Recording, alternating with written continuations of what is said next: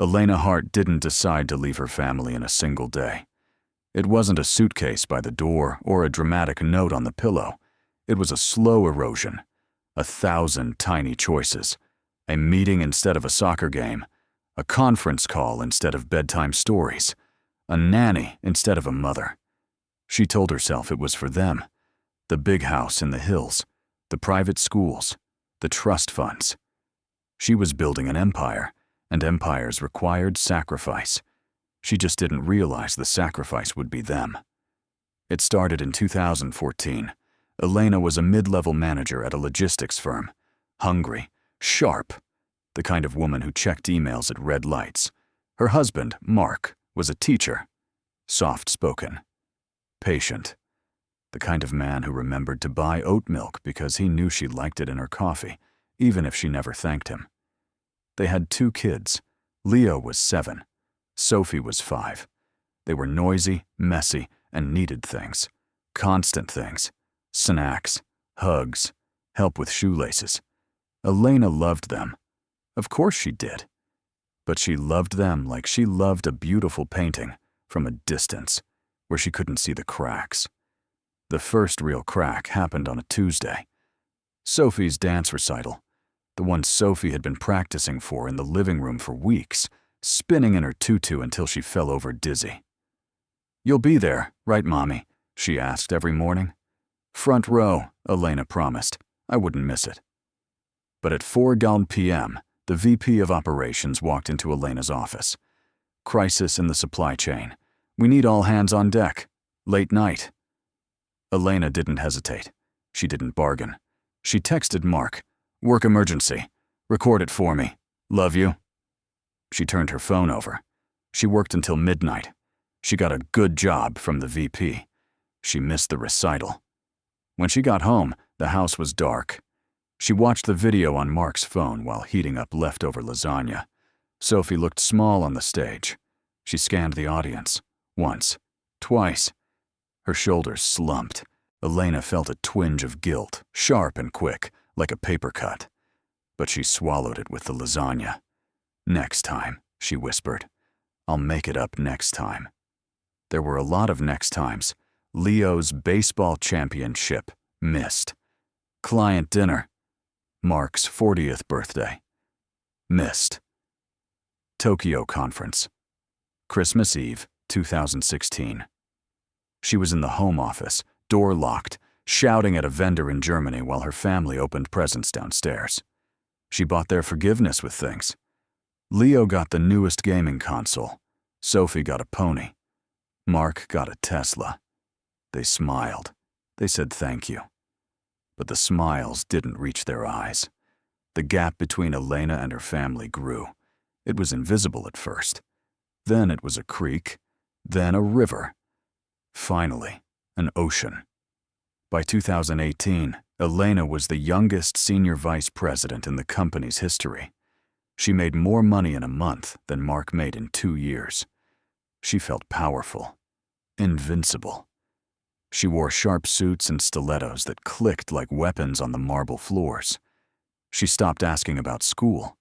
She stopped asking Mark about his day. Her conversations became transactions. Did the cleaner come? Is the tuition paid?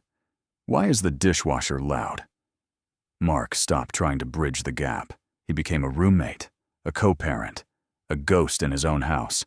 The breaking point came on a Thursday, November 8th, their 15th wedding anniversary. Mark had planned a dinner, just them. He booked a table at the place they went on their first date, a hole-in-the-wall Italian spot, sentimental, quiet. Elena agreed, put it in her calendar. At 6 p.m., Mark was waiting in the foyer, wearing a suit he hadn't worn in years. He held a small bouquet of daisies, her favorite, before she started preferring orchids.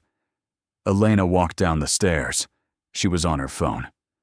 "No, I said 15% margin, not 12. Fix it." She looked at Mark, blinked. "What are you wearing?" Mark frowned. "Dinner. Our anniversary, remember?" Elena lowered the phone. "Mark, I can't. The acquisition is closing tomorrow. I have to be near the laptop. Mark stared at her. He didn't shout. He didn't cry. He just looked tired. It's our 15th L, he said softly. I know, she snapped. And this acquisition pays for the mortgage. Can we do it next week? I'll book us a trip to Napa. First class. Mark looked at the daisies. He dropped them in the trash can by the door. There won't be a next week, he said. Elena rolled her eyes. Don't be dramatic. She went back upstairs, locked the office door, worked until 2 a.m. When she came out, the house was silent. Too silent. She went to the master bedroom. The bed was made. Empty. Mark's side of the closet was open. Empty. She ran to the kids' rooms. Leo's room. Posters gone. Bed stripped. Sophie's room. Dollhouse gone. Bed stripped. On the kitchen island, a single note. We didn't leave you. You left us 5 years ago. We just finally made it physical. Don't come looking. We need to breathe. Elena stood in the kitchen of her $3 million home. The silence pressed against her ears. She should have cried. She should have screamed. Instead, she felt a strange, cold clarity. Fine, she said to the empty room. If you don't appreciate what I do, then go. I don't need dead weight. She poured a glass of expensive wine. She opened her laptop. She worked until the sun came up. She told herself she was free. She told herself she won. For 2 years, she lived the life she thought she wanted. No distractions, no soccer practices, no whining, just work, success, power. She moved into a penthouse downtown, closer to the office. She saw her kids on mandated weekends, once a month. It was awkward. Leo sat on her white leather sofa, afraid to touch anything. Sophie answered in one-word sentences. How's school? Fine. Do you like the iPad? Yes. I'm doing this for you, Elena would say. Look at this view. One day this will all be yours. Leo looked at the view. I just want to go home to Dad's, he said. Elena hired a nanny to handle the visits. It was easier. She could take calls while the nanny took them to the zoo. She threw money at the problem. It didn't work. Then came the crash. October 2020, the merger Elena had championed, the one she sacrificed her marriage for, imploded. Hidden debts. Fraud. The board needed a scapegoat. They chose her. It happened fast. A meeting on Friday morning. We have to let you go, Elena, effective immediately. Security escorted her out. She stood on the sidewalk with a box of personal items, her awards, her plaques, a photo of her kids she hadn't looked at in years. It started to rain. She called her friends, the other executives, the power players. Voicemail, blocked, disconnected. They were sharks. She was blood in the water. She went back to the penthouse. It felt cold, sterile. She looked at her bank account, still full. But for the first time, the numbers didn't make her feel safe. They looked like just numbers. She poured a drink, sat by the window, looked at the city she thought she owned. She realized she owned nothing. No one was calling to ask if she was okay. No one was waiting for her. She was 42 years old, unemployed, divorced, estranged, alone. And for the first time in 6 years, the dam broke. She cried. Ugly, heaving sobs that echoed off the glass walls. She cried for the dance recital. She cried for the anniversary. She cried for the daisies in the trash can. She hit rock bottom 3 weeks later. She woke up at noon, apartment a mess, empty wine bottles. She hadn't showered in days. Her phone buzzed. A notification. Sophie's birthday today. Sophie was turning 11. Elena scrambled. She washed her face, put on a coat. She drove to Mark's house, a small, cozy bungalow in the suburbs. She stopped at a store, bought the biggest, most expensive dollhouse she could find. $500, imported wood. She pulled up to the house. There were cars in the driveway, balloons, a banner. Happy birthday, Soph. She could hear laughter from the backyard. Real laughter. She walked to the gate, peered over. There was Mark. He was grilling burgers, laughing with a woman Elena didn't know. Someone soft, wearing jeans and a t-shirt, holding a bowl of salad. There was Leo, running with a dog. And there was Sophie, wearing a paper crown. She looked happy, radiant. Mark handed her a present. It wasn't big, a small box. Sophie opened it. It was a locket. She squealed, hugged him tight. I love it, Daddy. The woman hugged her too. Sophie leaned into her. It looked natural, easy, like a family. Elena stood at the gate, clutching the expensive dollhouse box. It felt heavy, useless. She realized she couldn't walk in there. She didn't belong. She was a stranger with a gift receipt. She turned around, walked back to her car, put the dollhouse in the trunk. She sat in the driver's seat and watched the house for an hour, watched the life she sold. She drove home. She returned the dollhouse the next day. She transferred $5,000 to a college fund for Sophie. It was all she knew how to do. But something shifted in her. The silence in the penthouse wasn't freedom anymore. It was a prison. She needed to get out. She sold the penthouse, bought a small condo. She didn't look for another high-power job. She couldn't. The thought of a boardroom made her sick. She took a job at a nonprofit, logistics for food banks. The pay was a fraction of what she used to make. Nobody wore suits.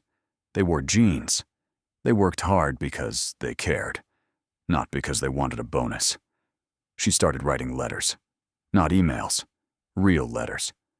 To Mark, to Leo, to Sophie. Dear Mark, I'm sorry.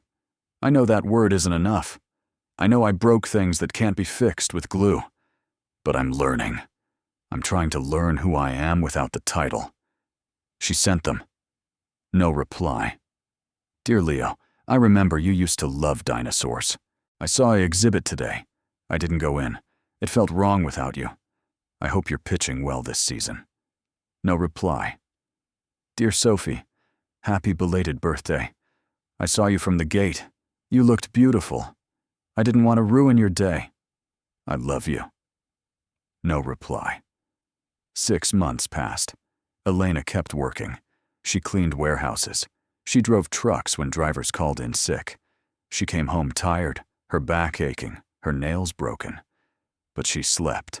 For the first time in years, she slept without pills. She started volunteering at a shelter on weekends. She served soup. She listened to people who had lost everything. She realized she was one of them, just with a better bank account. One Tuesday, her phone rang, a number she didn't recognize. Hello?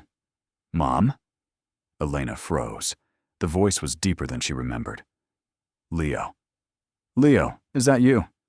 Yeah, Dad got your letters. He put them in a pile. I read the one about the dinosaurs. Elena gripped the phone. Oh, that was... Yeah. I don't like dinosaurs anymore, Mom. I'm 12. Right. Of course, I'm sorry. I missed that. It's okay. I like coding now. Python. Python, that's amazing, Leo. Silence. Why are you writing letters? Leo asked. Why don't you just text? Because texts are easy, Elena said. I wanted to do something hard. Leo paused. Dad says you have a new job, that you're not a boss anymore. I'm not. I pack boxes. I drive a truck sometimes. Really? Leo sounded skeptical. You? Really? I have a reflective vest and everything. A small chuckle on the other end. It was the best sound Elena had ever heard. Can I see you? She asked. Not for a weekend, just ice cream, 20 minutes? I have to ask Dad. Okay. Ask him. Bye, Mom. Bye, Leo. She stared at the phone for an hour. Hope. It was a dangerous thing. It hurt more than despair. Mark called the next day. His voice was guarded. Cool. Leo wants to see you. Thursday, 4 p.m. The park near the school. I'll be there. If you're late, even by 1 minute, we leave. Do you understand?" "I understand," Elena said. "I'll be there." "And Elena?" "Yes?" "No gifts, no iPads, no checks. Just you." "Just me," she promised. Thursday came. Elena left work at 2:00 p.m. She told her boss she had a family emergency. It wasn't a lie. She drove to the park, arrived at 3:15, sat on a bench, waited. Her hands were shaking. She smoothed her jeans. She wasn't wearing a suit. She wore a sweater and sneakers. She looked like a mom. She hoped she could act like one. At 3:58, Mark's car pulled up. Leo got out. He was tall, lanky. He walked towards her, hands in his pockets. Mark stood by the car, arms crossed, watching like a bodyguard. "Hi, Leo," Elena said, standing up. "Hey." He didn't hug her. He stood 3 feet away. "You got tall." "Yeah." "How's the coding?" He shrugged. "It's cool. I'm making a game." "Tell me about it." And he did. He talked for 10 minutes about sprites and loops and debugging. Elena didn't understand half of it. But she listened. She didn't check her watch. She didn't check her phone. She looked at his face, the way his eyes lit up, the way he gestured with his hands, just like Mark. "That sounds incredible," she said when he paused. "It's okay," he said, looking at his shoes. "Mom?" "Yeah?" "Why did you leave?" The question hung in the air. Simple. Brutal. Elena took a breath. She could have blamed the job, the pressure, the money. "I left because I was broken," she said. "I thought if I bought you enough things, you wouldn't notice I wasn't there. I thought being important out there," she pointed to the city skyline, "mattered more than being important in here." She pointed to her heart. "I was wrong. I was stupid. And I'm sorry every single day." Leo looked at her. Really looked at her. He saw the lines around her eyes, the lack of makeup, the chipped nail polish. "You look different," he said. "I am different." "Okay." "Okay?" "Yeah." "Okay." Mark honked the horn. "Time up." "I gotta go," Leo said. "Can we do this again?" Elena asked. "Next week?" Leo looked back at the car, then at her. "Maybe," he said, "if you're not busy." "I'm never that busy," she said. He half smiled, turned around, ran back to the car. It was a start. A tiny, fragile thread. Elena held on to it like a lifeline. She showed up every Thursday. Rain or shine. Sometimes Leo talked. Sometimes he was moody. Sometimes Sophie came too, suspicious, watching from a distance, eating the ice cream Elena brought but refusing to talk. Elena waited. She didn't push. She learned Sophie liked drawing anime. She bought a sketchbook, not an iPad, just paper and pencils. Sophie took it. "Thanks," she mumbled. 1 year later. Thanksgiving. Elena assumed she'd be alone. She bought a small turkey breast, a bottle of wine. Wednesday night, Mark called. "What are you doing tomorrow?" "Nothing much, cleaning the apartment." "The kids, they asked if you could come by for dessert. 7 p.m., not dinner, just dessert." Elena gripped the counter. "I'd love that. Don't be late." "I won't." She arrived at 6:55. She sat in the car for 5 minutes, breathing. She walked to the door, knocked. Leo opened it. "Hey, Mom, we saved you pie." She walked in. The house smelled of cinnamon and warmth. The woman from the birthday party wasn't there. Mark was in the kitchen, making coffee. "Hi, Mark," she said. He turned around. He looked older too, gray in his beard. "Hi, Elena, you're early." "Old habits die hard," she joked nervously. He didn't smile, but his eyes weren't cold. "Coffee?" "Please." They sat in the living room. Elena, Mark, Leo, Sophie. They ate pie. "So," Mark said, "Leo tells me you're driving a forklift now." Elena laughed. "I am. I'm certified. It's actually fun. Like Tetris, but heavy." Sophie giggled. "Mom driving a forklift, that's weird." It is, Elena agreed, but I'm good at it. I bet, Mark said softly. You were always good at moving things where they needed to go. Elena looked at him. Was that a compliment or a dig? I put myself in the wrong place for a long time, she said. I'm trying to park in the right spot now. Mark nodded slowly. We noticed. Sophie crawled onto the sofa next to Elena, not touching, but close. Mom, can you look at my drawing? It's a dragon. Elena put down her pie. I would love to see your dragon. She spent the next hour looking at sketchbooks. At 9 p.m., she stood up. I should go. I don't want to overstay. Thanks for coming, Leo said. Thanks for the pie, she said. Mark walked her to the door. They stood on the porch. It was cold. You're doing good, Elle, Mark said. I'm trying, Mark. They see it. The kids. They see you showing up. That's all they ever wanted. I know that now. See you next Thursday? Next Thursday. She walked to her car. She didn't cry. She smiled. A real smile. She wasn't the VP. She wasn't the woman who has it all. She was a forklift driver who lived in a condo. She was a divorcee. But she had a date next Thursday for ice cream. And she had seen a drawing of a dragon. And for the first time in her life, she felt rich. She started the car. She drove home, obeying the speed limit, singing along to the radio. She wasn't in a rush anymore. She had nowhere else to be. And she was exactly where she needed to be.